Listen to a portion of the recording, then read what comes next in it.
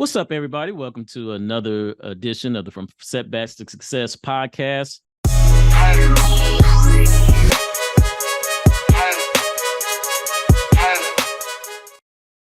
We have a really, truly awesome episode with an awesome guest that we have in the building today. It's my brother, Reverend Alex J.S. Heidenreich. What's up, my brother? How you doing, Quincy, man? It's great to be here. It's a pleasure, man. I'm really stoked, man. How you doing this morning? I'm doing awesome as well, man. And I just want to go ahead, and I don't want to take any of the shine from you today, but I want you to start by telling our guests, who you are, what you're doing that's so phenomenal, and, why is it that you're choosing to do this? So let's just start it off there. Well, Quincy, my name is Reverend Alexander J.S. Heidenreich, and I am a congressional candidate for District 4, Missouri. I'm running to represent the good people of District 4, Missouri in the United States House of Representatives. I am also an independent presidential candidate for 2024. What led me to all this is that I am a formerly incarcerated individual. I did 17 years in the penitentiary between Kansas and Missouri. And I'm put my hat into some politics, man. Try to make a difference. Try to make a change, man. Absolutely, man. I'm so glad and happy that you have decided to do that because, we hear so many of the negative views or negative things about, men and women who are formerly incarcerated. And we don't hide enough, in my opinion, some of the positive things of men and women, men such as yourself that are doing, who have, taken advantage of maybe their second or third chance or fourth chance, in life to do something positive with it. So, talk about, what's going on specifically in your state, some of the things that you want to directly address when you are elected. And who are the people that you're looking for to support you in this effort? Well, first and foremost, some of the biggest things that I see problems with in not only my state, but in the United States, period, is felony disenfranchisement, the stigma and ex-felons being so ostracized upon trying to re-enter society. We have employers who discriminate. We have housing that practice discriminatory things where our peer group is concerned, ex-felons. And I just want to get into Congress, man, so I can start shaking up and making stuff right, man. Oppressed people such as ourselves, and that's exactly what we are. It's a big word. Nobody likes it, oppression, but we're basically second-class citizens most of the time. We're looked down upon even after getting off parole, even after doing things for years correctly. We're still always, you're an ex-felon, you're an ex-felon, you're an ex-felon. So I want to get into the legislature via being a congressman so that I can introduce my own bills. I can right the injustices that are taking place. And the people that I'm looking for support from are my peer group primarily, their families and anybody who just has a shred of decency, really, who wants to actually see ex-felons get out and re-assimilate into American society successfully. It's the key word, successfully. And that's a great word since this is Setbacks to Success. Yes, it's a great word, successfully. So. Okay. So, and that is, part of the conversation that's happening actually here in the state of Oklahoma. We're not too far from you guys. And some of the conversations that I'm actually having with legislators here as well, because, as we've kind of discussed off camera, there is really no real pathway to not be, quote unquote, a felon anymore. It's like, once you're a felon, you're always a felon. And I think, part of, as I've shared with you and I shared with all my guests before, one of the things that I was, unfortunately, one of the setbacks that I've encountered in life was bankruptcy. And with bankruptcy, and I filed this in, I believe it was 2009, but with bankruptcy, in actually 10 years from the date that you filed bankruptcy, on that 10th year to the exact month, that the bankruptcy actually falls off systematically off of all three of your credit reports, TransUnion, Experian, Equifax. It automatically comes off. You don't have to petition. Yeah, and you know where I'm going with this. And so you don't have to petition a lawyer. And I hope people, who are watching this video, will comment down below, leave your name in support of men like yourself who want to represent legislation like this and speak to people who are being unfairly, like you said, oppressed by some of these old laws. And so, but yeah, it automatically came off. And so, with that was something that we were wanting to introduce here in Oklahoma. And what I found was fascinating. Absolutely. From the discussions that I have, there is support from it on both sides. And so that, your felony will automatically come off from the date that, initially the discussion was 10 years from the date that you're released from prison. But there's also been further discussion like 3 to 5 years. And even a Republican legislator off record said that he believes that if you've served your time and your restitution is paid, he's like, it should end the day that you step out of prison. So, so I think that's kind of maybe something to the things that you're referring to. So you don't have to continue to live life with that stigma. Yes. And if I may interject something real quick, Quincy, that I've talked about this for a little bit now, because this happened a couple years ago, man, but it really troubles me. Has an individual, an ex-felon and a candidate for public office here in the United States. I was trying to apply for a job a couple years back, and I was told, no, we can't employ you because of your felonies from 21 years ago. Yes. Okay. So I called the Commission for Human Rights in Washington, D.C. And I said, hey, I'm being discriminated against by an employer. I'm an ex-felon. I've been out of prison X amount of years. I'm off parole. I'm done with my stuff. My felony's from 2000, right. and this is absurd. And you know what I was actually told by the Commission for Human Rights? Well, sir, you're not a protected class. Damn! And I said, excuse me, am I calling the Commission for Human Rights? And they were like, yes, sir. And I'm like, I'm a human being, correct? So like, how is my rights not protected? How am I not a protected class? And that's the thing, is so many people, I think, view ex-felons as just second class citizens, not even human. We're ostracized. Oftentimes in multiple states, we're disenfranchised where we can't vote. Fortunately, I'm blessed that I am in Missouri and I have been reinstated my voting rights, but there are other states where people are not that fortunate. Some states, you can never get your voting rights back.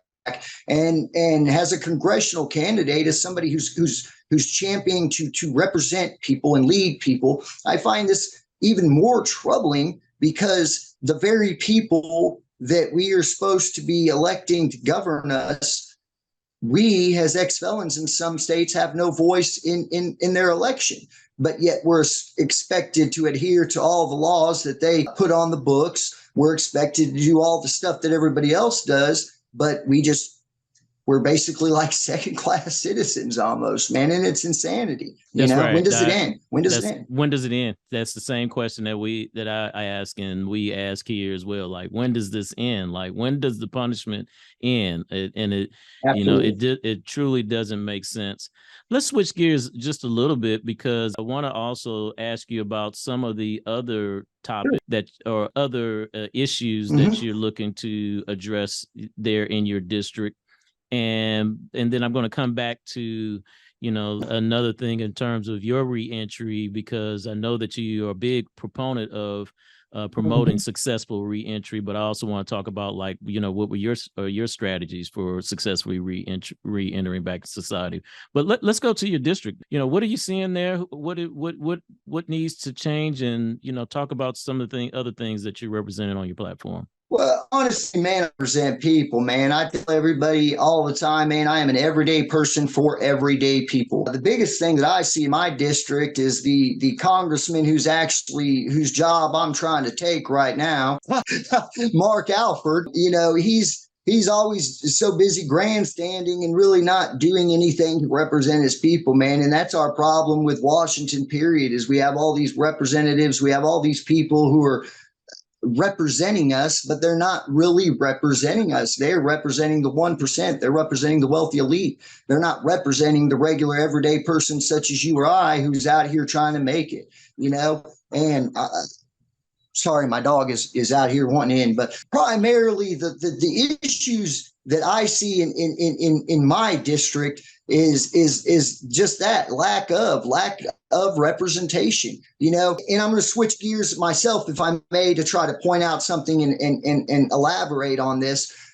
We have a senator here, and he's very fond of me because I'm very outspoken where he's concerned on Twitter. But Eric Schmidt, our senator from Missouri right now, Eric Schmidt actually passed legislation and helped pass legislation that enabled China, communist China, to buy farmland here in Missouri, to own farmland here in Missouri. So here's my question. If you are representing a state, if you're representing a people, why would you ever allow somebody else, especially a foreign country such as communist China, to get their farmland? That's one of our most vital resources in Missouri is our farmland. So how is he representing Missouri by selling off our farmland? How is he representing the people of Missouri or their plight? You know what I mean?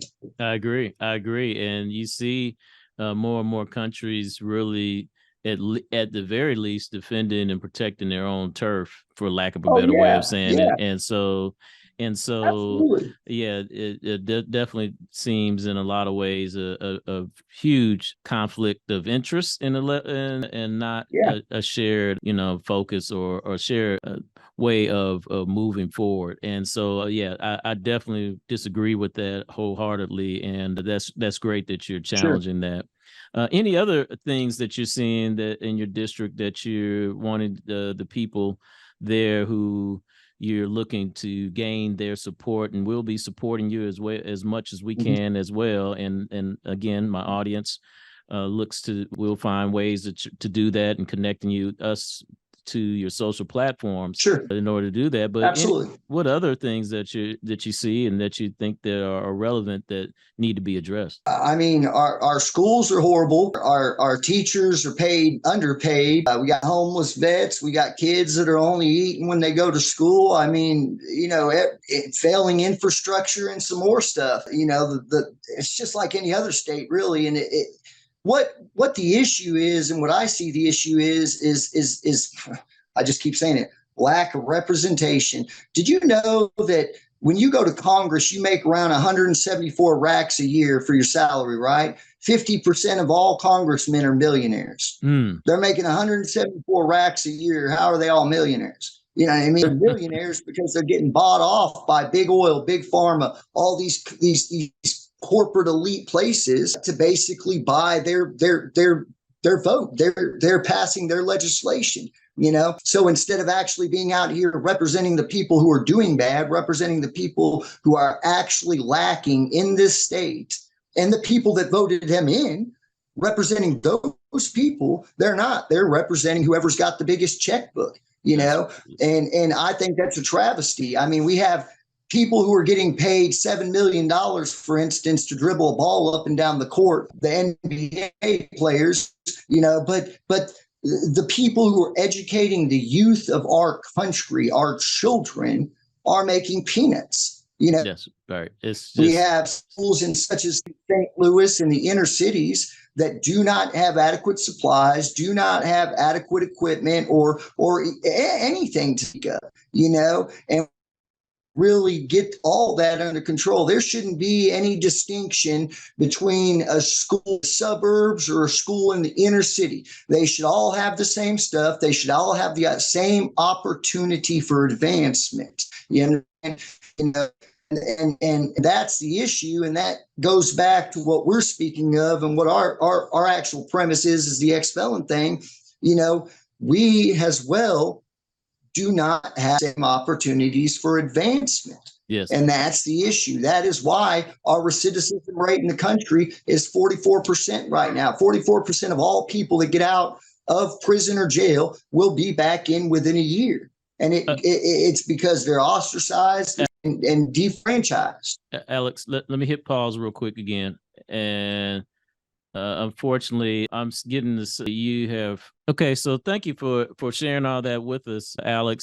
Yeah. Also, let's transition back into your transition from, being incarcerated to where you are now. How long has it been, and what have been the keys for you to successfully reenter back into society? Well, I got out in 2017. November 2017 is when I was released from prison. I got out and did what everybody else tries to do, get my stuff together, get clothes, get housing, get, IDs and jobs and etc. Some of the biggest, I think, setbacks that I faced was in finding employment that wasn't in a factory somewhere, for one. Or that of a construction worker. But with housing, I had co-signers, I had people who wanted to help me, and I had money in the bank and I had a job and all these things, and they still were like, no, we can't rent you because you're a felon. We can't do this because you're a felon. You can't do this because you're a felon. I got frustrated. Fortunately, I have a very strong mental resolve. And I'm just one of them rare people that I usually just keep pushing through whatever I'm going through. Unfortunately, our peer group, that's not always the case. And a lot of people end up recidivism, going back. The recidivism rate is just through the roof. We're 44%. Almost half of all the people that are getting out of prison are going back within the first year. And that's why, as most people that do not have a very strong mental resolve are constantly, like, I'm just going to give up. I'm going to go back to what I know. I'm going to go back to this. I'm going to go back to that. Next thing you know, they're in the joint, you know what I mean? With more cases. Yes. I think the other thing that the largest setback that I faced is just lack of belief, like nobody really wants to believe that you've changed. Nobody wants to actually give you the benefit of the doubt and say, okay, let's see what this dude's talking about now. I did 17 years in prison, dude. I was locked up from 2000 to 2017 straight, all except for 8 months in between. A person grows a lot in almost 20 years, That's correct. And for us as a society to keep saying, well, this guy's the same after 20 years, that's absurd. Nobody is the same after 20 years. I don't care if you've been to prison or you're on the street. You're not going to be the same person after 20 years, And my biggest issue with that, and the funniest thing I think about it is so many of the people that try to oppress, that try to say he's an ex-con, he's not worth this, or he's not worth that, or we're not going to give him a job, are the very same people that are going to church on Sunday and saying that they praise and worship Jesus Christ, who, FYI, was in prison. Some of the most pivotal people in the Bible were in prison. Yes. So I just don't understand it and am perplexed by it. And that's, again, why I wanted to get into politics and start changing things, man. I have so many people that are like, oh, well, you were in prison, so you deserve what you're going through. And I guess you shouldn't have committed a crime and all, it's like, where are we at as a society with that mindset? With that mindset. Yes. Yeah, I get it. And I do. And so here we're going to dig just a little bit deeper, if you allow me to, because this is part of the conversation that's happening, again, among legislators here in Oklahoma, it's the state of Oklahoma. And the question that comes up when we talk about this issue of dealing with formerly incarcerated men and women. So there is a tendency to now, as things has progressed, it's not like you're we don't have opportunities. There are felon-friendly jobs. There, like you said, the Oh yeah. states that allow you to restore your voting rights, your gun rights. There are different things that are going on that gives you access to getting the things back. I have my passport now. I can travel. Oh, with a passport. Yeah. So that there's a lot of things that you can do, and just to reverse, I have an episode that's coming out with a guy who had a Class A felony in the state of Ohio, who argued against the district attorney in his state. He already argued against the district attorney to get his gun rights back and won. He was unrepresented, but he just went in very prepared and with a mindset that he wanted his gun rights back and was able to get it. So I say all that to say is that our avenues to get your rights restored and get those back. But when it comes to certain conversations, there are three categories that come up that I think are the ones that I would like to get your thoughts on, because it is related to people who were convicted of crimes such as sex offenders, rapists, and murderers. In some shape or fashion, when it comes to full restoration of rights, I am always asked the question, so are you saying this should be for convicted rapists, convicted murderers, and convicted sex offenders as well? And I want to pass you the mic at that one. What are your thoughts about that?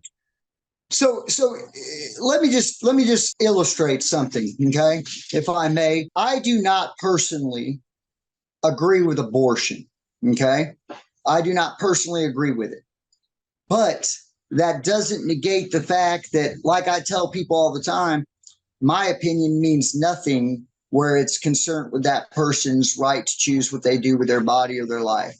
Okay.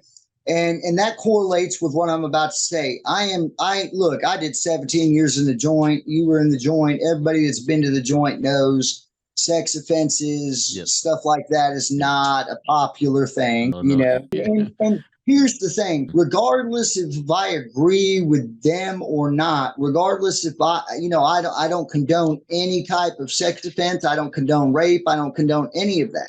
Right. But we cannot pick and choose who is afforded the protection of the law.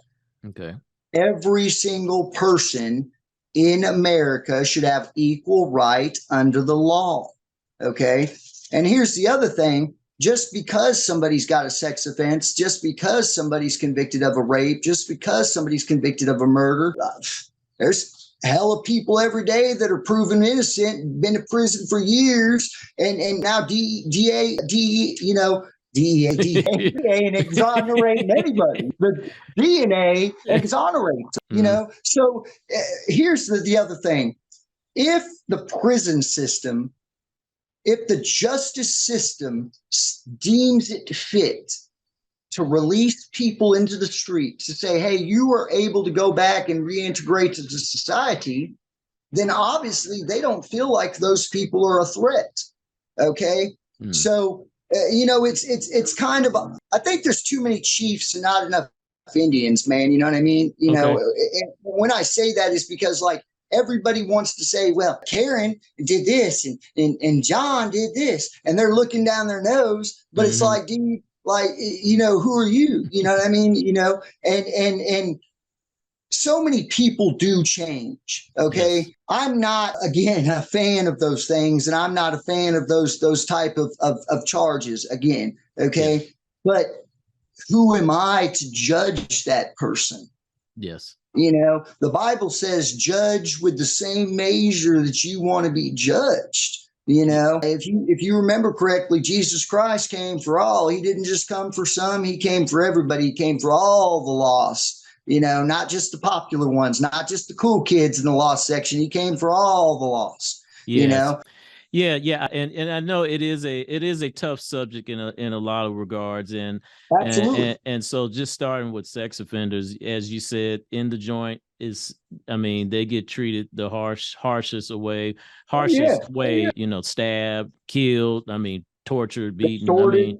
Extorted. To the point where they get run out of yards, or they have to have to go to certain soft yards that are for So I get that. And, I have an interesting story about that, by the way, from the yard I was on, because the guy, he was run up off the yard. He was told he either got out of the yard or he was going to get stabbed to death. And because it was found out he was a sex offender, but to his defense, he said he came to me, showing me his paperwork and everything. And I was like, I don't run your car or yard. I mean, your Right. So and really, I was only there for 5 years, which seemed like an eternity to me at first, but it's a short ride, So I wasn't really playing the hard prison politics as some other people are or were.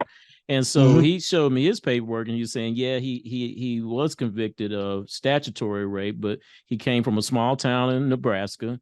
The girl that he was dating was 16, he was 18. And on top of that, he said that, they got caught in the back of the car or something, at a lake or something like that. Sure. And he said now the same woman is his wife of 3 kids. And he's like, here, bro, they here trying to kill me. And this is my wife we're talking about. The mother of my 3 kids. But he wasn't going to sit around there for long. He booked up and got up out of there, because it was hot and heavy on him. But but to your point, being there are people who are wrongly convicted, exonerated later in life. You always don't know the context in terms of what the actual crime that they were charged with is. So it's impossible to apply this blank statement, to people, even, sex offenders. And I know that's hard for a lot of people to hear.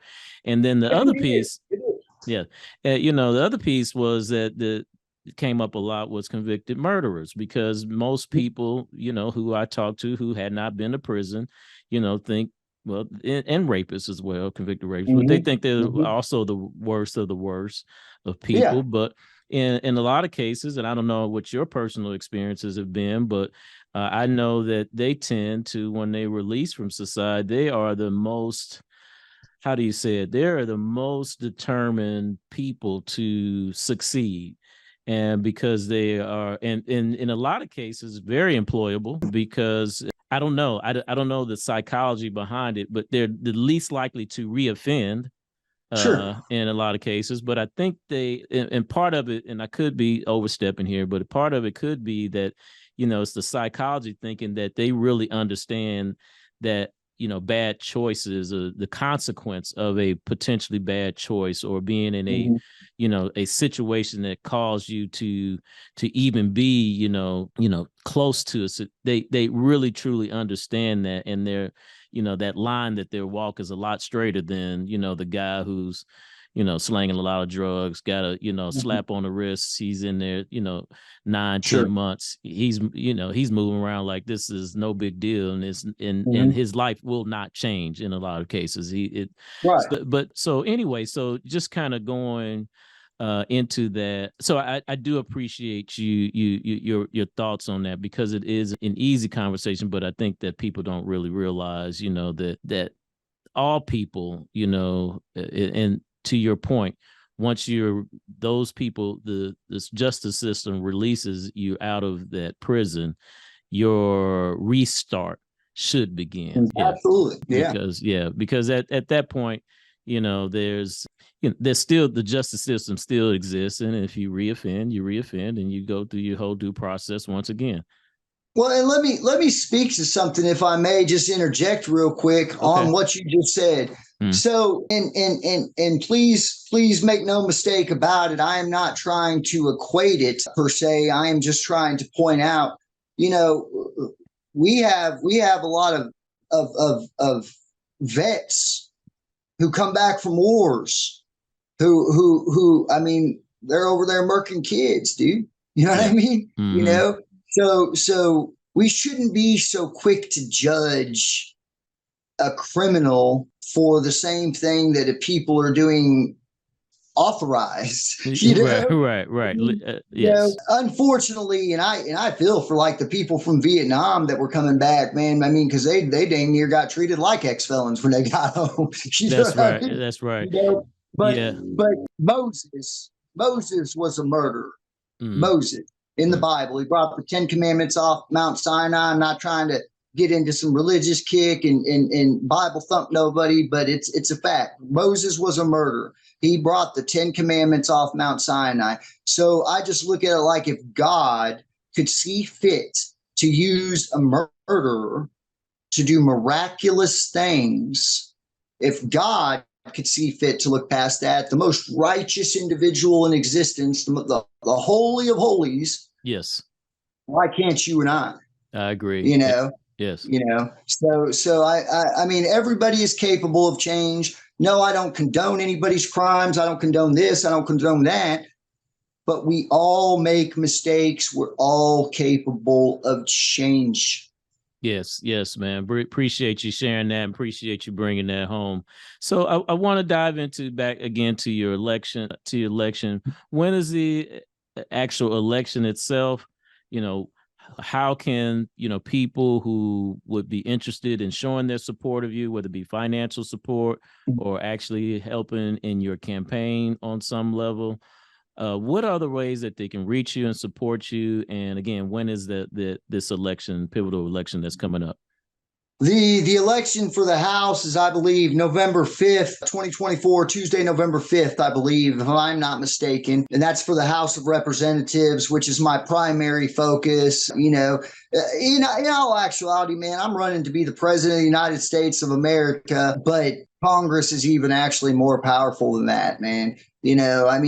President's the commander in chief, right? But everything he does has to be cleared through Congress, pretty much, So Congress those are the people that are writing the laws, making legislation, introducing bills, amending legislation, which is exactly what we need, a bunch of amendment to a bunch of legislation, Yes. People who would like to support me. And I want to make another thing clear, and I say this all the time on my social media platforms. If you go to the FEC's website, again, I'm a registered candidate with the Federal Election Commission in Washington, D.C. You go to FCC's website and look my name up. I haven't raised one penny, not one penny for my campaign. I don't want people's money. I want their vote. Okay. I don't want your money. I want your vote.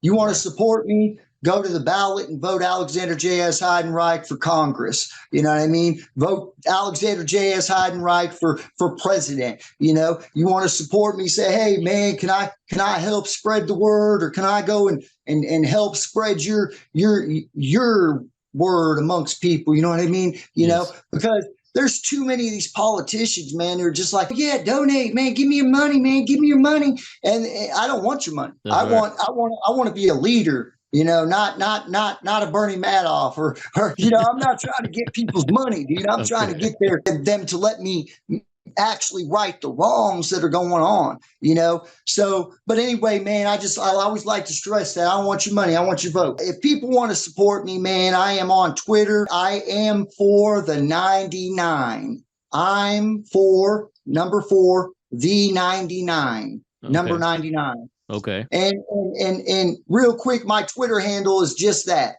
I am for the 99% that the 1% are oppressing. I am for the 99% that our current administration has forgot about why they're serving the 1% wealthy elite. Okay. I'm for the 99. You know what I mean? Exactly. I'm coming for all the people, not just the special ones, not just the cool kids, not just the 1%. Yes. I'm here for the 99. I am on Facebook at Alex the Cleanup Guy. If you just look up Alex the Cleanup Guy, my beautiful mug will pop up everywhere. You know what I mean? Mm-hmm. I'm on TikTok. Just Google who is Alexander J.S. Heidenreich, and I'm gonna pop up. You know what I mean? I'm on Ballotpedia, etc. The biggest thing I'm looking for support in, though, is people just wanting to help, man. People wanting to spread the word. And people wanting to genuinely say, hey, man, this dude's actually talking about some substance, man. This dude don't even want our money, man. He's supposed to vote. And that's what we need, man. We are a money-motivated society, man. Mm-hmm. It's all about what you got, who you are. And let me touch on some. It's really powerful real quick, if I may just slip something in real quick. Yes. 50 Cent. Take 50 Cent. 50 Cent, the rapper. And I'm a fan. I like 50 Cent, right? Okay. I'm all for the underdog winning. That's right. But 50 Cent been to the joint. 50 Cent was out in the street. 50 Cent was out there doing his thug thizzle, got shot up 9 times, for Christ's sake, you know? Right. So here's my thing. If 50 Cent ran for Congress, people going to be talking about, oh, you're a felon. Oh, 50, we ain't voting for you. Nah. They're going to be like, oh, man, that's 50 Cent, man. I'm voting for that boo. You know, because why? He's got money. He's got status. He's got prestige. These things don't matter. And that's the issue. That's why our country and our system is broken. We keep voting in the 1% to represent the 99%. Yes. They don't represent the 99%. They represent the people who got money. That's right. You want people to represent the everyday people? Start voting in everyday people. And our actual founding fathers, man, were not super wealthy elite. Some of them were farmers. Some of them were just, you know, revolutionaries, you know, et cetera, man. You know, Nelson Mandela was the president of Africa up in the joint. You know what I mean? The great stuff that dude did. You know what I mean? I mean, that dude is motivation in and of itself. Yes, I mean, sir. just the name Nelson Mandela's motivation. You know what I mean? You know, I mean, so we need to stop looking past these stereotypes of he's an ex-con or he's this or he's got money or he's a Republican or he's a Democrat. Dude, we are Americans. We are people. Yes. You know what I mean? We need to unite. And the crazy thing is, and you and I both know this because you've been to the joint, man. You've been the same place I've been. The government uses the same tactics that corrections facilities use. Divide and conquer. Okay. Division, there you go. Okay. Yes. They want us divided. They want us Republican, Democrat, Black, White, Catholic, Baptist, you know, whatever the case is. They love division. You know why? Because it keeps us from looking at, well, who's really messing us around? Who's really oppressing us? You know, I mean, there's a reason they got that show, The Orange is the New Black, bro. Yeah. We're to that level now, dude, where we're like, we're almost back in like slavery days, but it's not just Black people anymore. It's even white. That's right. You know, I mean, there's some real power in just the title of that show. Orange is the New Black, man. The new Jim Crow, man. Yes, you know what I mean? You know, and that's real stuff. And until we as a society stop that, until we stop voting in the fly guy or the rich guy or the Donald Trumps of the world, we're not going to get any true representation because the Donald Trumps of the world don't care about the ex-cons of the world. They don't care about the Angela Davises or the Herman Wallaces or the Nelson Mandelas. They don't care about that. Right. They care about who's funding their election fund, i.e., I don't want your money. Hey, brother, I appreciate you. And I'm glad that we were able to share this time together. And in terms of all those social media handles that you shouted out, we'll have those running across the screen during this episode, and also links will be down in the description. But yes, go ahead. I was going to say, if you need me to, I can shoot you those via text or stuff if you need them. Okay. You know, but I definitely enjoyed being on, and I definitely enjoyed touching base. And like I said, man, I mean, I'm a fan. You're inspirational to me, especially because, I mean, look at you. You know, you're on here. You're doing your thug thizzle, and you're doing it the right way. You know, let me leave this podcast with one thing, if I may. Today, I wrote a good morning post in my group, Ex-Felons and Reentry Empowerment Foundation on Facebook. Right. That's my group. I put a post there this morning and said, man, let's start today positive. Let's not let the negative push us. Let's not let, you know, and even if we're met with negative, what we should be doing is facing that with positive, facing that with love, not more negativity. Negativity does not put out negativity. Positive. We have to be the spark. We have to be that little piece of light in the darkness. You understand? And we have to try even harder, because instead of going there and saying, hey, we're going to be on some negative stuff like they assume we are. That's right. Why don't we meet them with love? Yes. Why don't we make them say, man, that ex-con right there is different. What's going on with him, man? You know, we have to start representing our demographic the correct way. That is correct. Stop being into the stereotypes. Stop making the stereotypes real. I mean, right. That's it. That's it. I'm gonna touch on this because this is a story I haven't told on camera at all, and this goes into reentry. And I know this is kind of going all over the place, but I know you would appreciate this. But one of the things that I was very aware of was that I understood what the rules of engagement were in terms of, what the things were needed or for me to stay clear from, to one, get out of the halfway house, two, get out of the halfway house and then off of probation, and then three, just continue to move in a way that I thought, and it was a lot of those habits that I established in the halfway house and, during the 3 years I was on probation, that I kind of still kept intact because I didn't want to slip, and I did not want to give any more of my time, to the system, because the more time that you're given to the system, the less time that you have to build your retirement, your impact to society.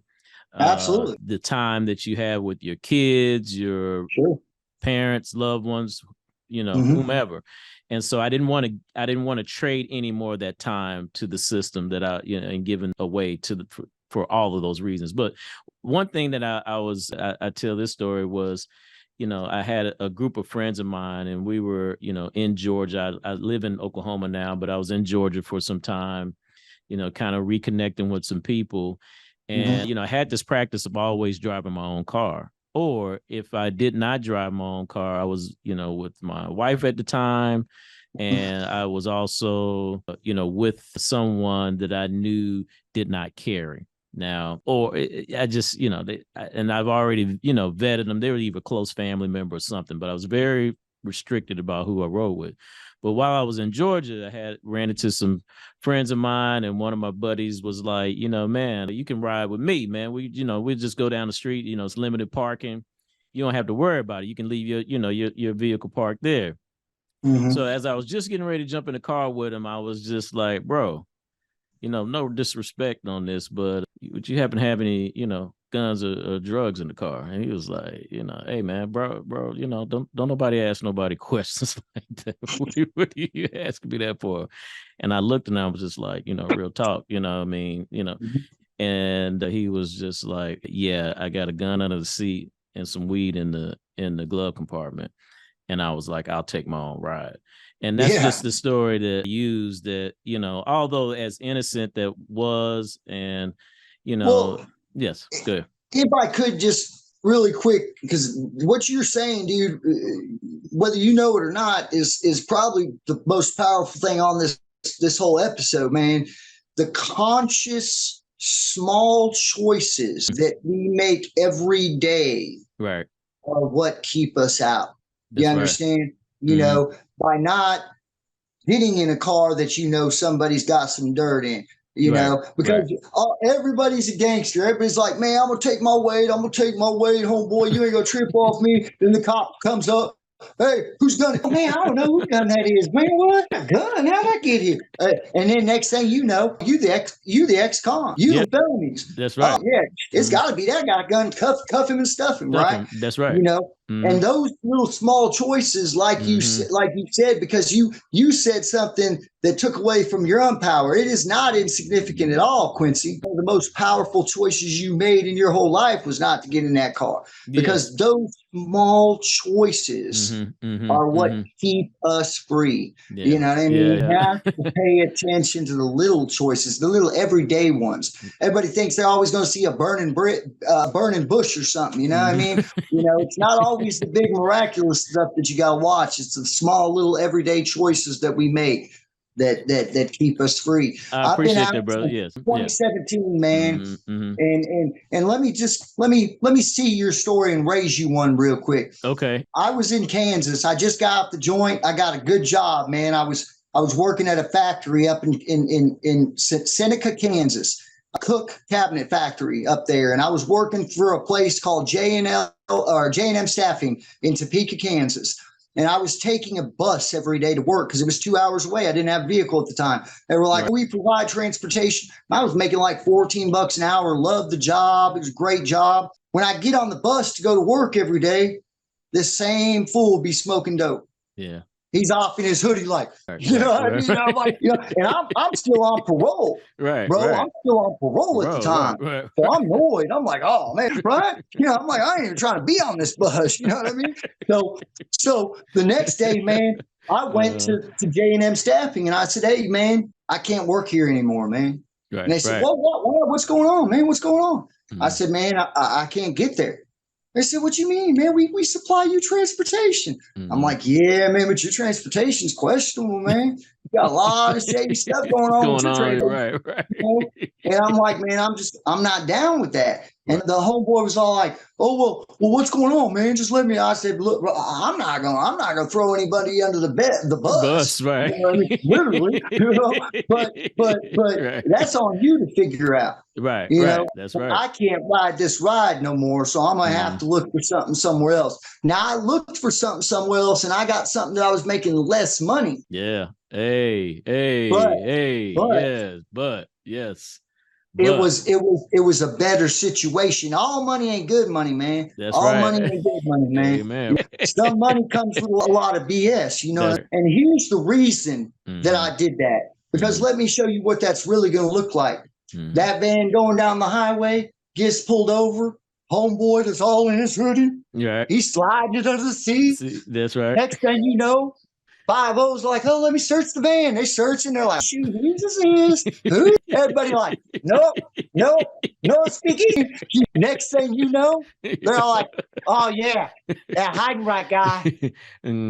That fool got 11 felony. We know that's his. Right. Damn shame. And then even if I don't go to jail, okay, I got to report my law enforcement interaction to my officer. That's right. Now, That's right. What you think's going to happen when I go to my officer? Like, yeah, I got pulled over. I was in a van going to work. Homeboy had some dope, et cetera, et cetera. Yep. She's going to be like, why was you even in the van with a fool with dope? Right. That's why right. did you get out the van? Right. And that's what I'm saying. It's those conscious little decisions that we make every day that are the most impactful. I appreciate it, man. I appreciate you, brother. Again, man, for everybody watching and listening, that's the best of what we got. But actually, we're going to come back and give you more of this. I don't think this will be the last time Alex and I'll be hooking up. But for now, don't let your setbacks stop you from your success. And until next time, peace.